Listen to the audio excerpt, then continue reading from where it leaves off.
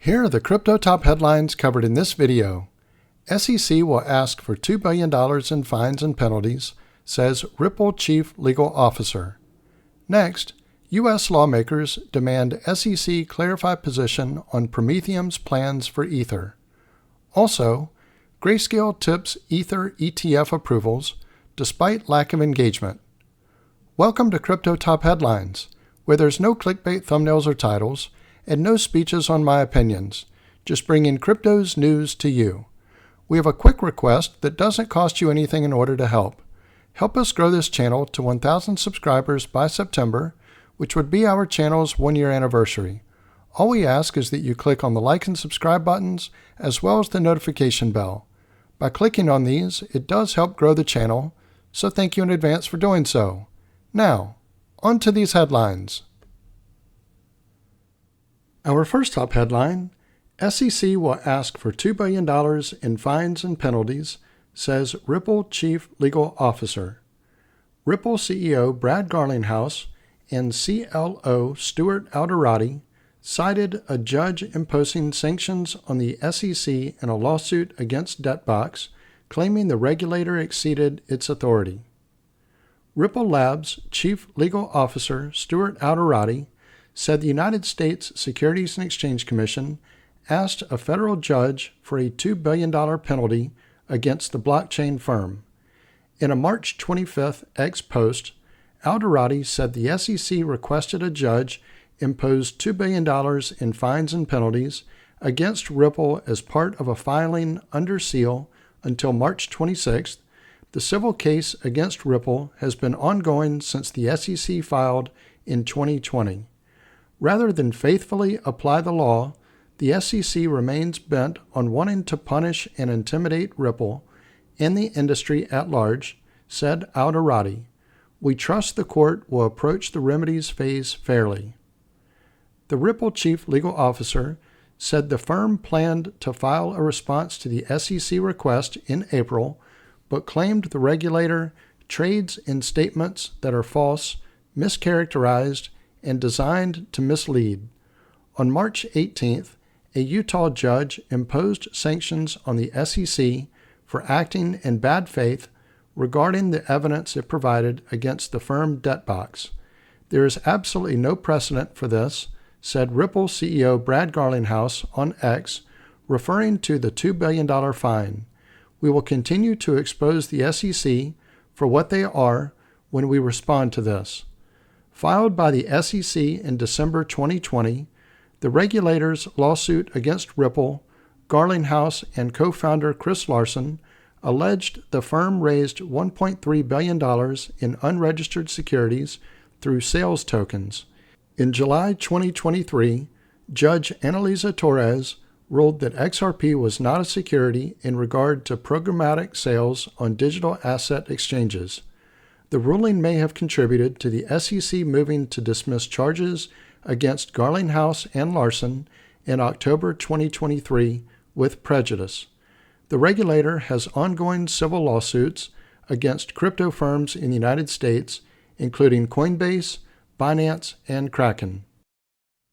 Let me pause here for a moment.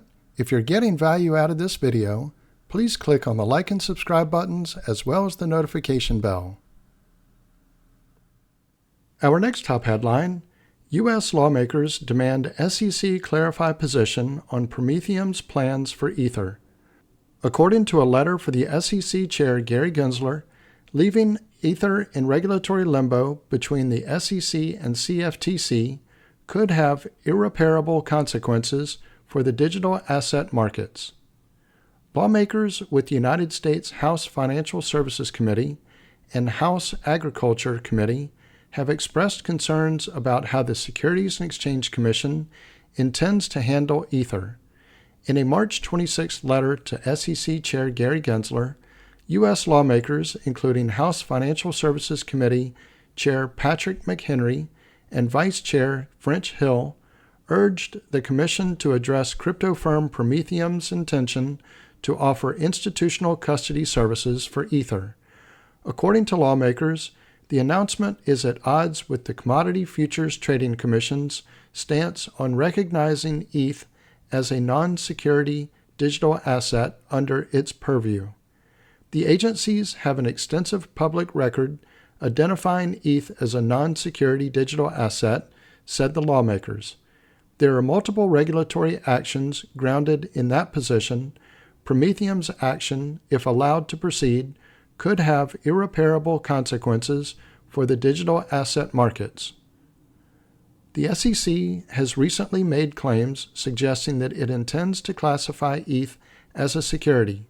Some experts have suggested that this position may lead to the Commission denying approval for spot Ether exchange-traded funds.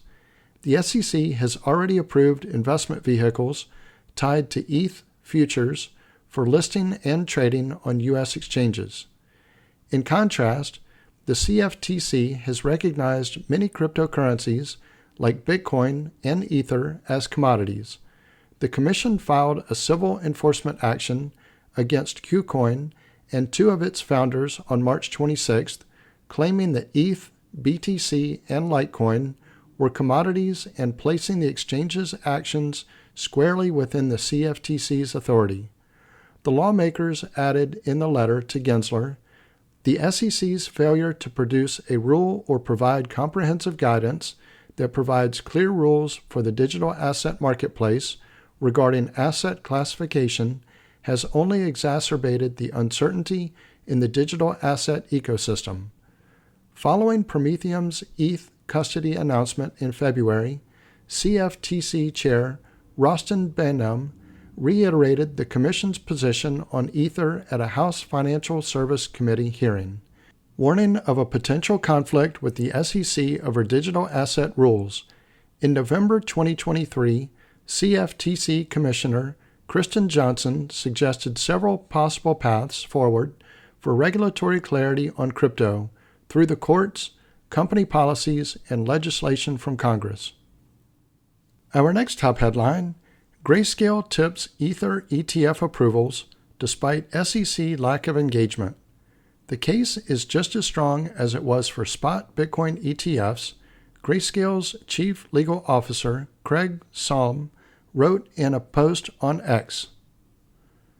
Grayscale is confident that spot Ether exchange-traded funds will be approved in May, despite recent chatter about the U.S. securities regulators' lack of engagement with applicants.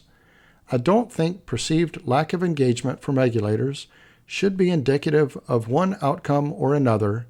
I personally am not deterred by it and believe the ETFs should be approved, explained Grayscale Chief Legal Officer Craig Salm in an X post on March 25th.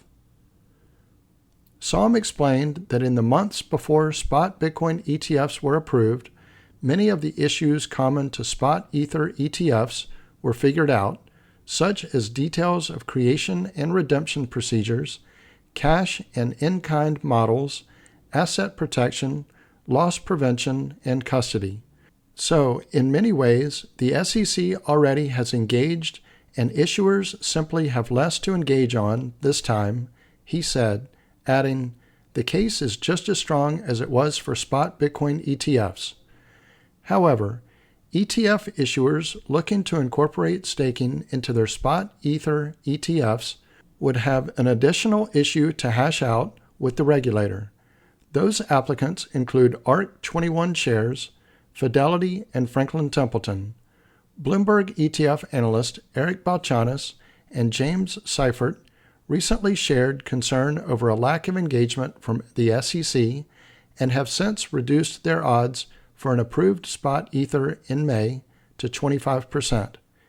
In a March 25th post on X, Balchanis said it was a pessimistic 25%, adding the lack of engagement seems to be purposeful as opposed to procrastination. However, Salm said the recent approval of Ether futures ETFs and regulation of those products as commodity futures put the spot Ether ETFs in a strong position to be approved as futures and spot products have a high correlation.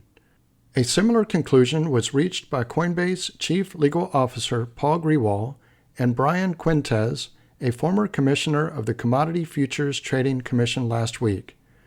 BlackRock, Van Eck, ARK 21 Shares, Fidelity, Invesco Galaxy, Grayscale, Franklin Templeton, and Hashdex are among the spot Ether ETF applicants vying for SEC approval. The SEC must decide on Van Eck's application by May 23rd, and analysts predict all applicants will learn their fate on that date. So this concludes Crypto Top Headlines. If you haven't already done so, don't forget to click on the like and subscribe buttons as well as the notification bell. Also, leave your thoughts in the comments and share this video with your friends and family. Thank you all for watching Crypto Top Headlines, bringing crypto's news to you.